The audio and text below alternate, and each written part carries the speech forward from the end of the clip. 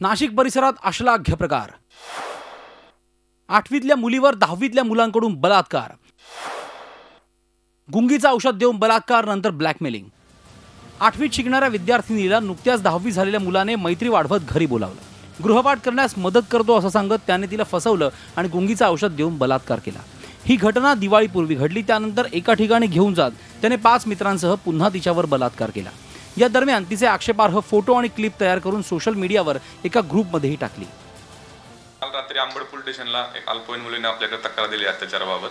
त्याच्यामध्ये 5 अल्पवयीन मुलं आणि 5 प्रमाणे गुन्हा दाखल केलेला आहे आणि जी मुलं आहे 6 मुलं, त्यापैकी 5 अल्पवयीन आणि 1 मेजर आहे। त्या मुलांना ताब्यात घेतला आहे। आता पुढील तपास त्यात चालू आहे।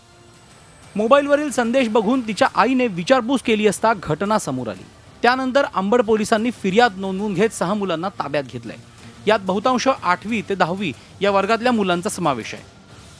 मुलांजवळ असलेले आजकाल आपण मोबाईल बघतो, स्मार्टफोन ज्याला आपण म्हणतो, त्यांच्या माध्यमातून मुलांचे असलेले एकमेकांचे कॉमेंट्स, मुलींचे असलेले फोटो, या सगळ्या गोष्टीला कुठेतरी बंधनं घातल्या गेली पाहिजे। याबाबत तज्ज्ञांनी काही उपाय सुचवले आहेत। मुलांच्या हाती स्मार्टफोन देऊ नका।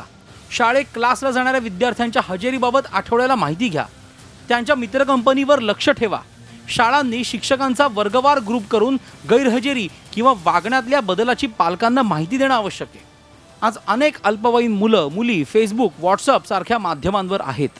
अनेक आक्षेपार्ह बाबी, काही मोह त्यांना खुणावतायत। अशा वेळी पालकांचं नियंत्रण फार महत्त्वाचं ठरतं। बलात्कार करणाऱ्या 6 जणांचे पालक नेमके यातच कमी पडले हे चिंताजनक। योगेश खरे, झी मीडिया, नाशिक। झी 24 तास रहा एक पाऊल पुढे।